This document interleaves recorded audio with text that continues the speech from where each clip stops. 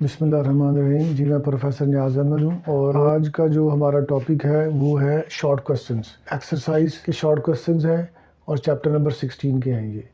तो short question मैंने लिखे हुए हैं, इसके आंसर्स हम इसके डिस्कस कर लेंगे।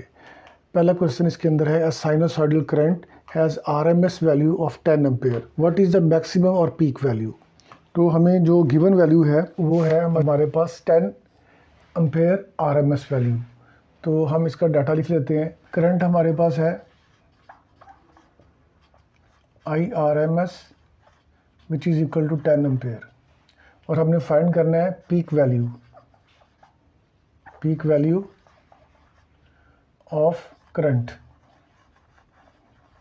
That is equal to I naught. ये हमने फाइंड करना है। तो हमारे पास रिलेशन मौजूद है। We know that I R M S is equal to I not over under root 2। तो ये रिलेशन बन जाएगी हमारे पास I not which is equal to under root 2 into I R M S. अब यहाँ पर वैल्यू पुट कर दें हम, अंडर रूट 2 और ये 10 वैल्यू हमारे पास इधर आ गई और इसको दोनों को मल्टीप्लाई करें, हमारे पास आंसर आएगा 14.14 एम्पेयर। तो ये हमारे पास peak value of the current हमने फाइंड कर ली। तो ये हमारा आंसर है। उसके बाद क्वेश्चन है 16.2, name the device that will permit off direct current but oppose the flow of alternating current. आपने डिवाइस का नाम बताना है जो डायरेक्ट करंट को तो अलाउ करे, वो गुजर जाए उसमें से, मगर ऑल्टरनेटिंग करंट को अपोज करे। और दूसरा पार्ट इसका बी है, आपने अगेन डिवाइस का नाम बताना है that permits flow of alternating current but not the direct current. जो ऑल्टरनेटिंग करंट को तो जाने दे, फ्लो करने दे, मगर जो डायरेक्ट करंट है उसको अपोज करें। तो सबसे पहले हम ए पार्ट का आंसर करेंगे। ए पार्ट के अंदर हमारे पास जो डिवाइस है दैट परमिट्स डायरेक्ट करंट वो है inductor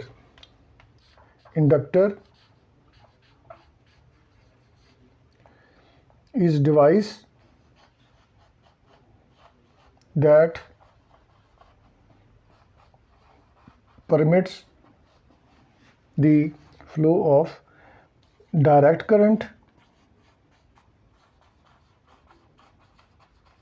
but opposes the alternating current। हमें मालूम है कि जो हमारे पास इंडक्टिव रिएक्टेंस है that is equal to XL which is equal to omega L और ये वैल्यू बन जाती है 2 पाई एफ एल। ये वैल्यू हमारे पास एक्सएल के बराबर है। In DC current frequency is equal to 0। अब ये वैल्यू यहाँ पुट करें आप तो ये बन जाता है हमारे पास एक्सएल इज इक्वल टू 2 पाई, इसकी वैल्यू पुट कर दें 0, ये सारा फैक्टर हो जाएगा 0। अब फ्रीक्वेंसी इसकी 0 है तो इसका मतलब हमारे पास जो रेजिस्टेंस है, जो इंडक्टिव रिएक्टेंस है that is 0। So current becomes maximum as XL is equal to 0। तो ये भी एक रीज़न इसकी हमारे पास आ गई। Capacitor is a device that permits the flow of alternating current but opposes the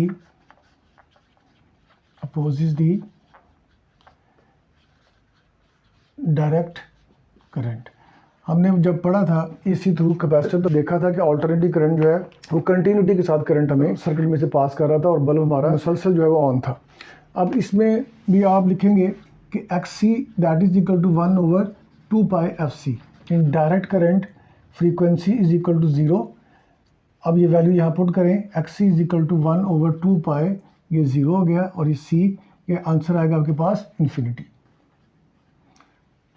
अब चूँकि कैपेसिटिव रिएक्टेंस जो है वो बहुत ज़्यादा हाई है, देयरफॉर करंट होगा इन डायरेक्ट करंट के अंदर वो 0 होगा। As X C is equal to infinity, so current will be 0। तो ये हमारे पास आंसर आ गया इसका। उसके बाद हमारे पास नेक्स्ट क्वेश्चन है 16.3, how many times per second will an incandescent lamp reaches the maximum brilliance when connected to 50 hertz source. जब 50 हर्ट्ज सोर्स के साथ हम इसको कनेक्ट करते हैं तो कितनी दफ़ा इनकैंडिसेंट लैम्प जो है वो मैक्सिमम ब्रिलियंस देता है। तो सबसे पहले तो आपको पता होना चाहिए कि ये जो फ्रीक्वेंसी है इसका मतलब क्या होता है।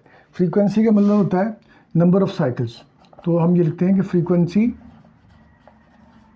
Is equal to number of cycles in 1 second. तो ये हमारे पास है 50 हर्ट्ज। अगर हम इसको ड्रॉ करें, एक साइकिल में आप देखें मैक्सिमम ब्रिलियंस इसकी 2 दफ़ा है, एक दफ़ा पॉजिटिव पीक वैल्यू पे, एक दफ़ा नेगेटिव पीक वैल्यू पे। तो जो हमारे पास इसकी पीक वैल्यू आती है, जो मैक्सिमम ब्रिलियंस उसी पीक वैल्यूज़ के ऊपर बनेगी। तो नंबर ऑफ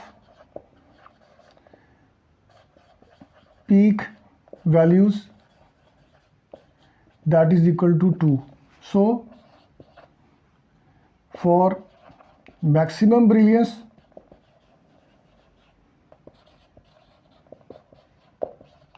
आप देख रहे हैं एक साइकिल में 2 दफ़ा ये मैक्सिमम ब्रिलियंस पे रीच कर रहा है।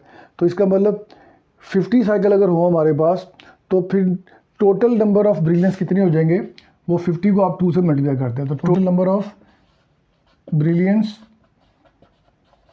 Is equal to 2 multiplied by 50, that is equal to 100 times. तो इसका आंसर क्या हमारे पास, इनकैंडिसेंट लैम्प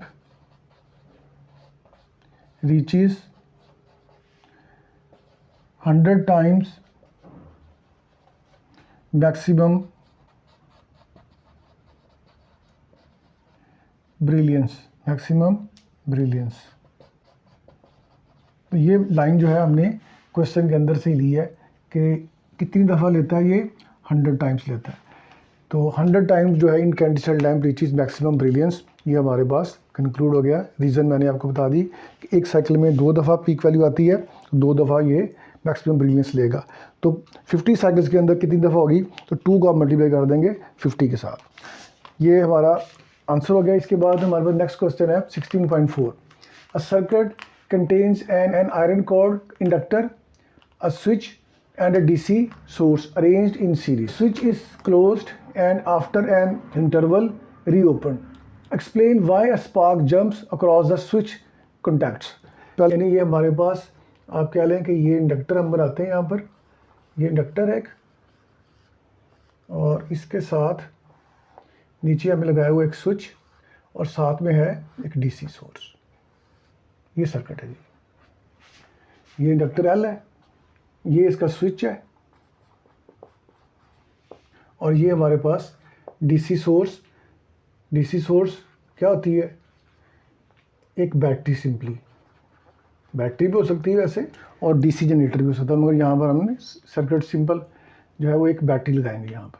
अच्छा, अब आ जाते हैं हम जो ऑप्शनों में दी है कि जब इसको हम क्लोज़ करते हैं स्विच को, फिर इसको रीओपन करते हैं, यानी सबसे पहले इसको क्लोज़ किया, फिर हम इसको करते हैं रीओपन, तो क्या होगा कि स्पार्क जंप करता है across the contacts of the switch. तो इसके साथ जो इसके एजेस हैं, यानी ये पूरा इंडक्टर है, ये ग्लो करेगा। अच्छा, इसमें आप देखते हैं ऐसा होता क्यों है। सबसे पहले जब हम स्विच को क्लोज करते हैं तो current grows from 0 to I, और उस चेंजिंग करंट की वजह से होगा EMF पैदा होगा। जब आप उसको रीओपन करते हैं तो फिर क्या होता है, फिर करंट डिक्रीज करता है फ्रॉम I to 0।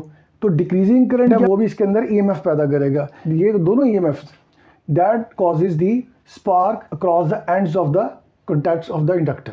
अच्छा, एक सिंपल बात और भी हम कर सकते हैं कि जैसे स्विच को हम क्लोज करते हैं या फिर उसको बाद रीओपन करते हैं, तो जो इसमें करंट पास करता है, और ये करंट कैरिंग कॉइल्स है हमारे पास, और इसके अंदर मैग्नेटिक फील्ड पैदा हो जाता है।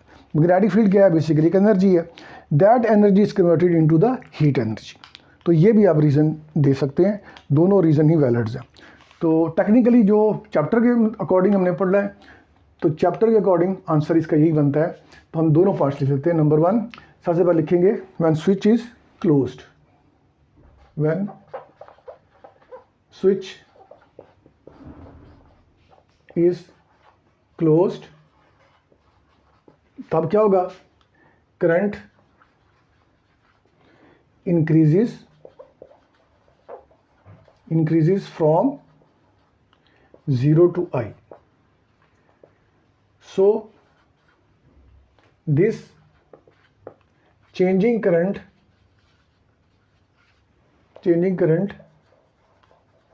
causes EMF in inductor, circuit कह दें आप, इसमें ये भी शामिल है। और इसका मतलब कोई चेंजिंग करंट है तो कॉइल के अंदर करंट चेंज कर रहा है, तो साथ साथ उसका मैग्नेटिक फील्ड भी पैदा होगा। तो आप कह सकते हैं इसके अंदर मैग्नेटिक फील्ड पैदा हो रहा है, मैग्नेटिक फील्ड भी हवाला दे सकते हैं आप इसके अंदर। उसके बाद आप करते हैं इसको reopen, but when switch is reopened, then current decreases from, पहले करंट ग्रो किया 0 से I, अब होगा डिक्रीज I से 0, which will cause EMF in the inductor. These EMFs produces spark across the switch contacts. Switch contacts के दरमियान ये spark पैदा करते हैं। मोर ओवर ये बात भी आप कर सकते हैं, more over magnetic field in the inductor due to current which is energy that magnetic field या magnetic energy is converted into heat energy। ये इसका टेक्निकल, क्योंकि law of conservation of energy के मुताबिक जो मैग्नेटिक फील्ड है ये भी सॉर्ट ऑफ एनर्जी है। तो ये जो मैग्नेटिक एनर्जी है that converts into the heat energy, क्योंकि हम कहते हैं कि एनर्जी को हम एक फॉर्म से दूसरी फॉर्म में कन्वर्ट किया जा सकता है। तो ये दोनों रीज़न लिख दें तो ज़्यादा अच्छी बात है। 16.5 how does doubling the frequency affect the reactance of an inductor. B part है अ कैपेसिटर, यानी अगर हम फ्रीक्वेंसी को डबल कर दें तो वो इंडक्टर की रिएक्टेंस को कैसे अफेक्ट करती है और कैपेसिटर की रिएक्टेंस को कैसे अफेक्ट करती है। तो सबसे पहले पार्ट हम इसका लिखेंगे, part A, reactance of an inductor is, क्या होती है, XL is equal to omega L, और इसमें फार्मूला लिख दें XL is equal to 2 pi FL। हमने फ्रीक्वेंसी कर दी double, as frequency is doubled, आपने डबल कर दी, मतलब क्या कि F is equal to 2F, आपने फ्रीक्वेंसी इसकी 2F के बराबर कर दी। तो new inductive reactance will be, तो नई वैल्यू क्या होगी रिएक्टेंस की, इंडक्टिव रिएक्टेंस की, XL dash is equal to 2 pi, और यहाँ पर वैल्यू पुट कर दें F की 2F के बराबर, और साथ में आ जाएगा L। अब ये 2 जो है ये कॉमन ले लें बाहर, 2 बाहर आ गया, और बाकी अंदर वैल्यू 2 पाई FL वैसी रह जाएगी। और ये वैल्यू आपको पता है किसकी है, XL जो प्रीवियस था वो है। इसका मतलब ये हुआ कि जब आपने फ्रीक्वेंसी डबल की तो उससे रिएक्टेंस ही इंडक्टर की वो डबल हो गई। उसकी वजह एक और भी है कि XL is directly proportional to frequency. जब फ्रीक्वेंसी बढ़ेगी 2 गुना ये बढ़ी है तो 2 गुना ही ये वैल्यू बन जाएगी इसकी तो हम लिखेंगे यहाँ पर एज फ्रीक्वेंसी इज डबल्ड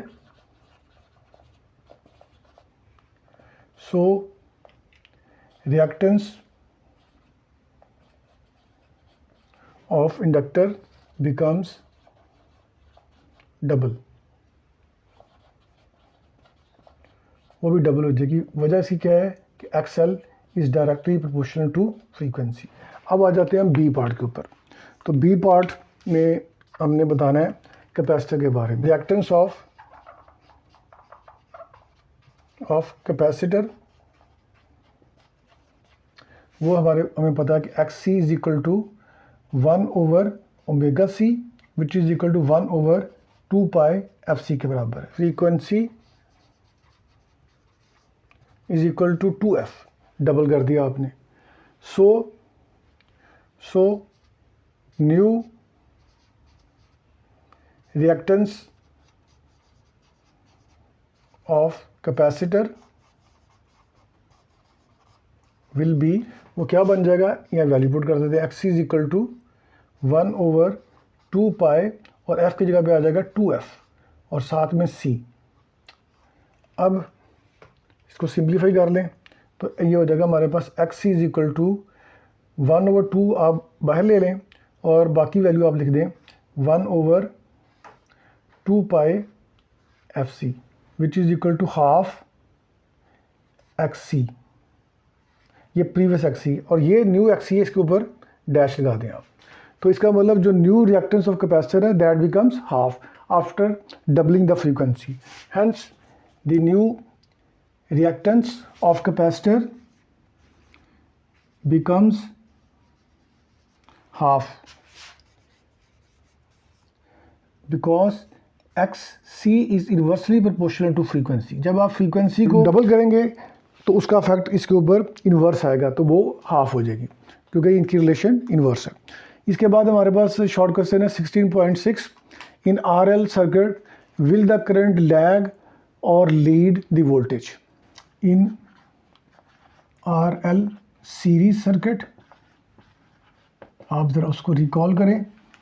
उसमें आपको याद होगा कि हमारे पास करंट और वोल्टेज ये IRMS इंटू आर और करंट IRMS इस तरफ था, और इस तरफ हमारे पास जो वैल्यू थी VL is equal to IRMS into XL। फिर आप क्या करते थे, आपने दोनों वेक्टर्स को ऐड किया by head to tail rule और हमारे पास हमने इसको इस तरफ लिया है हेड टू टेल रूल से हमने ऐड करने के लिए, और ये इसका रिजल्टेंट जो हमारे पास आया पहले की टेल और आखिरी के हेड को हमने ज्वाइन कर दिया यहाँ पर, और ये एंगल बना यहाँ पर थीटा। ये है फेज, ये बताएगा लीड है या लैग है। तो यहाँ पर हमारे पास बेसिकली करंट है और ये जो वोल्टेज है ये है VRMS which is equal to IRMS into Z। अब आप देख लें कि जो करंट है वो लैग कर रहा है, वोल्टेज इसके अंदर लीड कर रहा है। तो हम यहाँ पर आप कंक्लूड करेंगे कि इन RL series circuit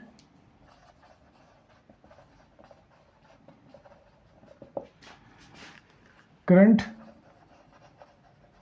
lags behind the voltage by phase theta which is given by। अच्छा, बहुत सारी स्टूडेंट्स जो है गलती करते हैं कि इसको ऐसे ही डायग्राम के बगैर ही आंसर कर देते हैं और उसका फेज बताते हैं लैग कर रहा है, मगर वो π/2 लिख देते हैं ऐसे ही। तो डायग्राम में भी देख लें π/2 नहीं है, तो ये लीड कर रहा है। कितनी वैल्यू इसकी होगी वो हम फार्मूला लिख देते हैं, phase XL over R impedance diagram से। तो ये इसका हमारे पास फेज आ जाता है जो कि लैग कर रहा है। तो ये हमारा आंसर हो गया 16.6 का। इसका इतना ही आंसर है। डायग्राम ज़रूर बनाएं और साथ में नीचे फार्मूला भी ज़रूर लिखें, नंबर आपको इंशाल्लाह पूरे मिलेंगे इसके। शॉर्ट क्वेश्चन में अक्सर ये देखा गया है कि जब बच्चे रीचेक करवाते हैं तो नंबर उनके 2-2 की बजाय 1-1 मिला होता है, जवाब उन्होंने बिल्कुल सही लिखा होता है।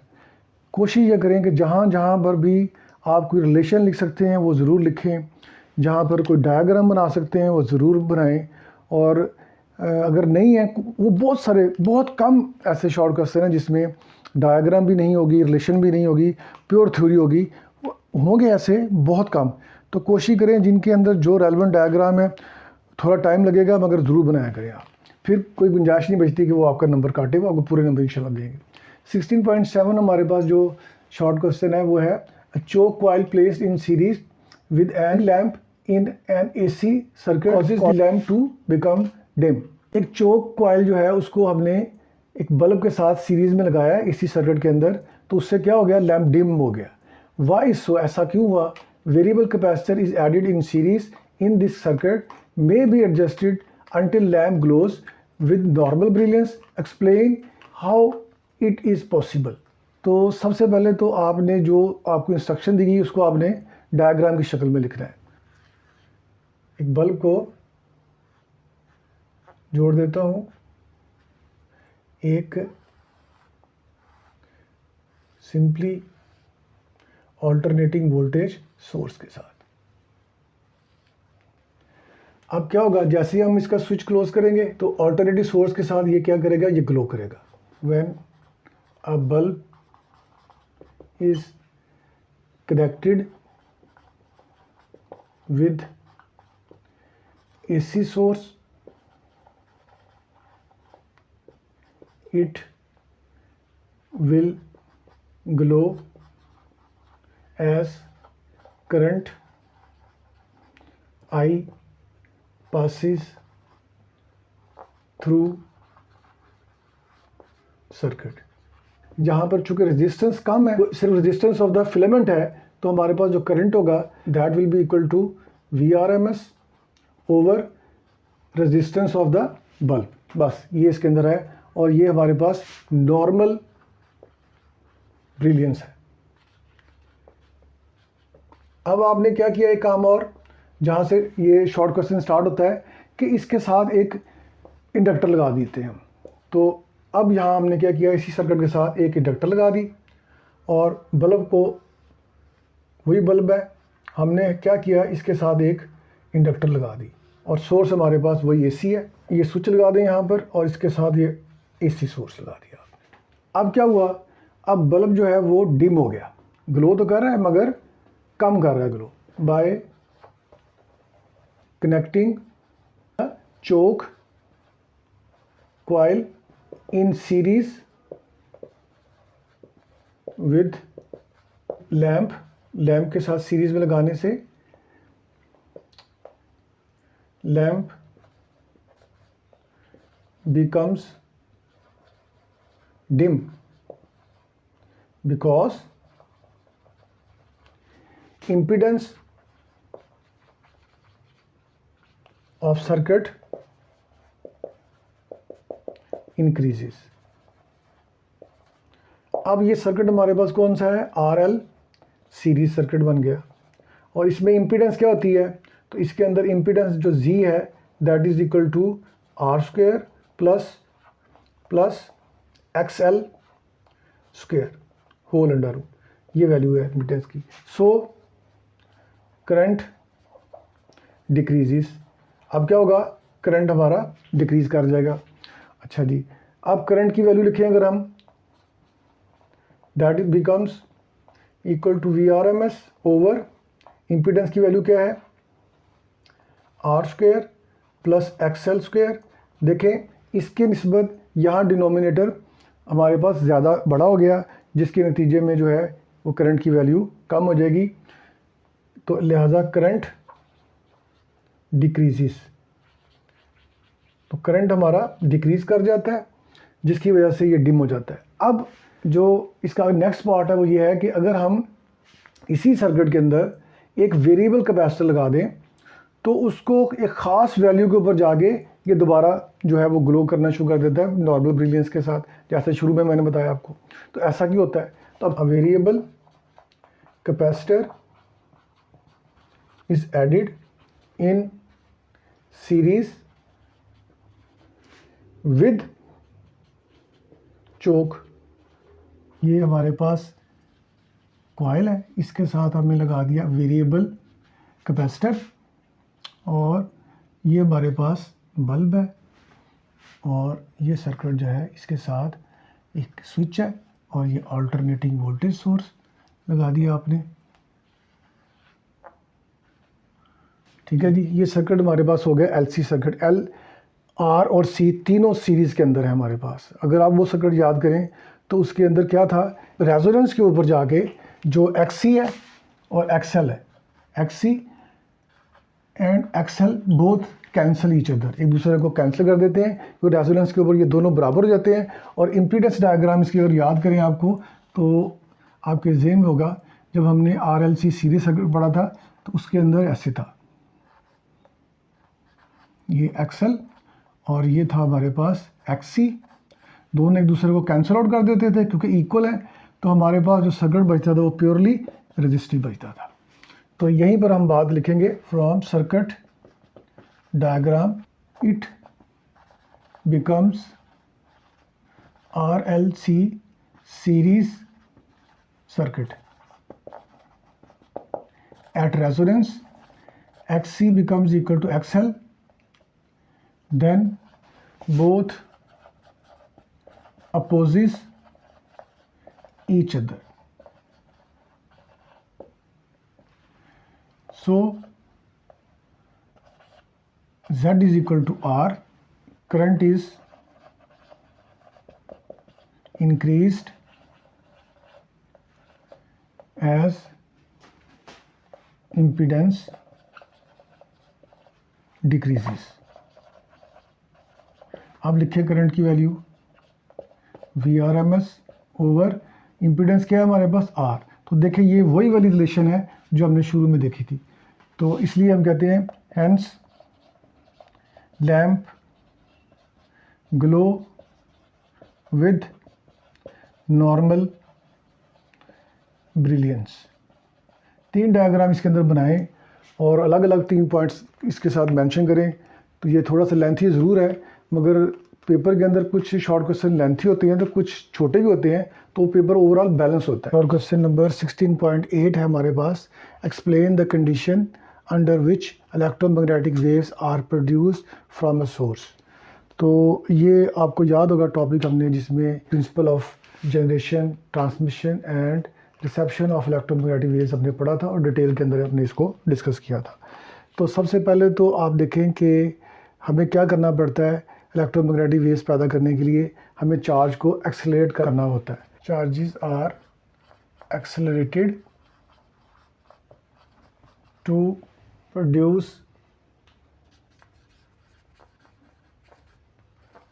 Electromagnetic waves.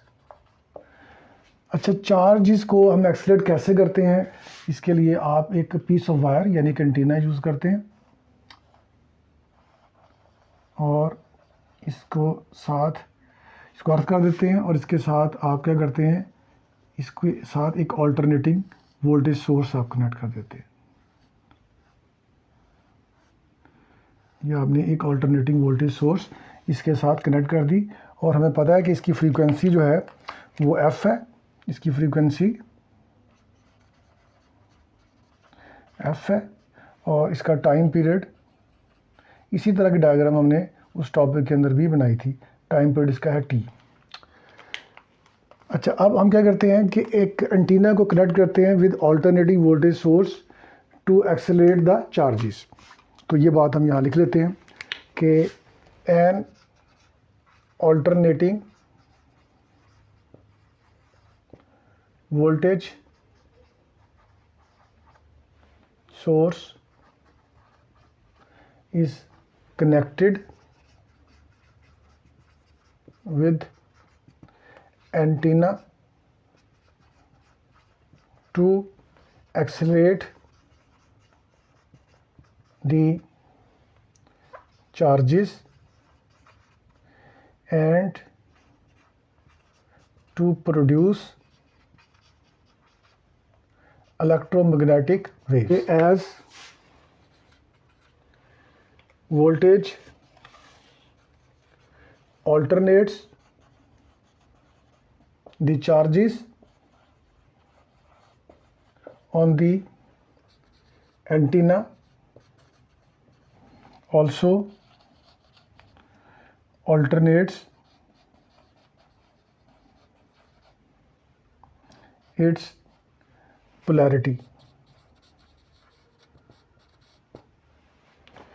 आपको मैंने बताया था कि अगर किसी भी लम्हे पर इसके ऊपर चार्ज प्लस क्यू है एंटीना के ऊपर, तो उसके बाद t/2 टाइम के बाद इसके ऊपर चार्ज जो है वो माइनस क्यू हो जाएगा आफ्टर टाइम इंटरवल t/2। तो ये जो क्विक रिवर्सल ऑफ चार्जेस है that causes changing electric flux which leads to the magnetic field, and this magnetic field will produce electric field produce magnetic field, and magnetic field produce electric field, so electromagnetic waves will set out away from the antenna। यहाँ add कर दें एक जुमला और, with frequency f, इसकी frequency भी f है, इसकी रिवर्सल की फ्रीक्वेंसी भी f है। तो अब हम इसके अंदर लिखेंगे कि this quick reversal charges produces changing electric flux which creates magnetic field. So electromagnetic waves are propagated away from antenna in space। इस तरीके से इलेक्ट्रोमैग्नेटिक वेव्स जो है वो जनरेट होती हैं। इसके बाद हमारे पास क्वेश्चन है 16.9। क्वेश्चन है जी, how the reception of particular radio station is selected on your radio set. ये भी हमने टॉपिक में डिस्कस किया था कि बहुत सारी इलेक्ट्रोमैग्नेटिक वेव्स जो है वो स्पेस के अंदर, एयर के अंदर मौजूद हैं, क्योंकि बहुत सारे जो रेडियो स्टेशंस हैं वो at the same time simultaneously बहुत सारी इलेक्ट्रोमैग्नेटिक वेव्स को स्पेस में भेज रहे हैं। अब हमने ख़ास पर्टिकुलर स्टेशन को पिक करना है, तो उसके लिए हम क्या करेंगे? उसके लिए हम ये करते हैं कि एंटीना को हम कनेक्ट करते हैं विद एलसी सर्किट, और उससे हम क्या करते हैं कि उसकी जो फ्रीक्वेंसी है उसको हम चेंज करते हैं, और वो फ्रीक्वेंसी जब हम चेंज कर रहे होते हैं तो असल में हम वैल्यू ऑफ सी चेंज कर रहे होते हैं, यानी कैपेसिटेंस की वैल्यू चेंज कर रहे होते हैं, जिससे उसकी फ्रीक्वेंसी चेंज हो जाती है। और जब वो मैच कर जाती है with the frequency of the radio station you want to choose, then due to resonance you heard the transmission of that particular radio station. तो ये एंटीना को हम कनेक्ट करते हैं विद दी एलसी सर्किट। ये हमने एलसी सर्किट के साथ इसको हमें जोड़ना है। इसको कर दें आप ग्राउंड नीचे। ये है आपका वेरिएबल कैपेसिटर सी और ये है आपका इंडक्टर। तो अब इसका आंसर हम शुरू करते हैं। An antenna is connected with a LC circuit whose natural frequency is given by, natural frequency इसकी लिखें f is equal to 1 over 2 pi under root LC. To select a particular radio station,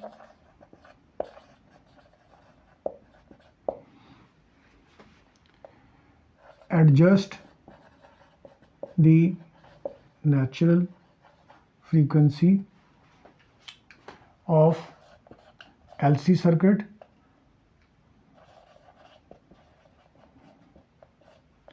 by adjusting value of C। यानी जब आप LC circuit की frequency change कर रहे होते हैं तो आप उसमें सिर्फ C की वैल्यू चेंज कर रहे होते हैं, such that matches with the desired frequency of radio station you want to select। अब जब नेचुरल फ्रीक्वेंसी और रेडियो स्टेशन की फ्रीक्वेंसी मैच कर जाएगी तो रेजोनेंस की वजह से हम उसकी ट्रांसमिशन को सुन लेंगे। So due to resonance we can heard clearly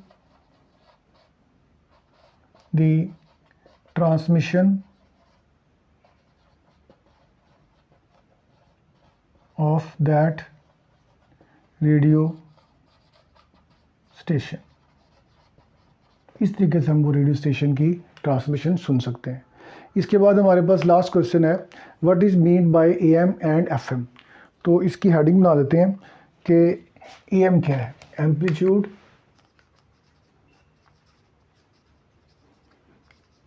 modulation. ये मॉड्यूलेशन के टॉपिक में हमने ये पढ़ा सारा, एम्पलीट्यूड मॉड्यूलेशन या AM।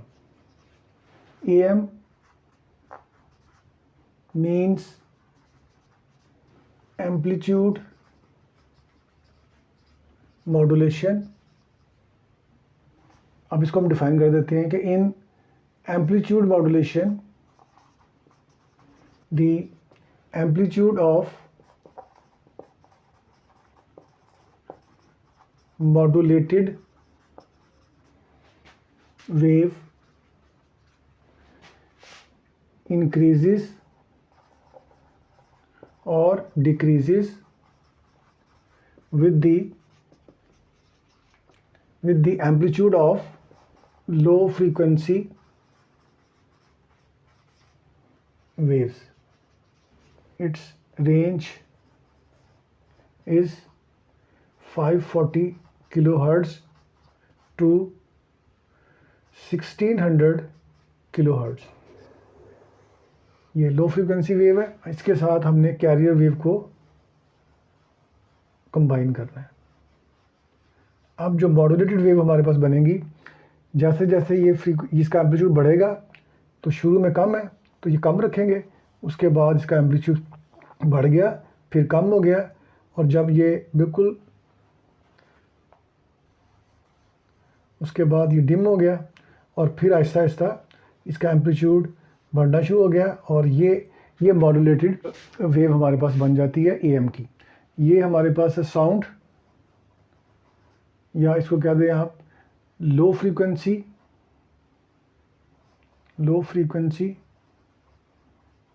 ये है हमारे पास कैरियर वेव्स, और ये है amplitude modulation.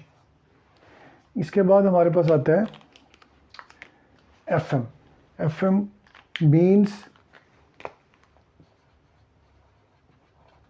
frequency modulation। The frequency of modulated wave increases or decreases as the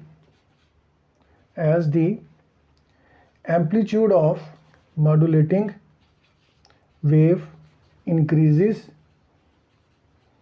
or decreases।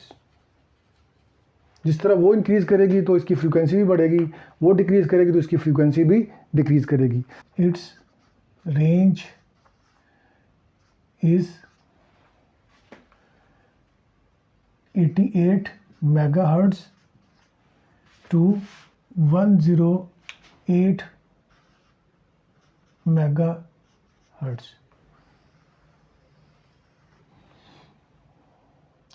ये इसके साथ है अब कैरियर वेव। इसको इसके साथ हमने मिक्स करना है। किस तरह मिक्स करना है कि इसका जो एम्पलीट्यूड बढ़ रहा है तो इसकी फ्रीक्वेंसी बढ़े, जहाँ पर ये डिक्रीज़ कर रहा है तो वहाँ पर फ्रीक्वेंसी कम हो, और जहाँ पर ज़ीरो है तो वहाँ पर फ्रीक्वेंसी हम F0 के साथ शो करेंगे। अब इसको हम बना लेते हैं। तो यहाँ पर ये फ्रीक्वेंसी हमारे पास एक ही लेवल पे आएगी सारी। जहाँ पर ये इंक्रीज़ कर रही है तो ये इंक्रीज़ कर रही है, और जहाँ पर जाके ये डिक्रीज़ होनी शुरू हो गई है, और यहाँ पर जाके फिर ये है F0, ये भी है F0, ये है लो, और ये हमारे पास है H हाई फ्रीक्वेंसी। तो इस तरीके से ये बन जाती है हमारे पास इसकी डायग्राम। ये हमारे पास शॉर्ट क्वेश्चन है कि what is mean by AM and FM। तो शॉर्ट क्वेश्चन हमारे ख़त्म हो गए। बहुत शुक्रिया आपका।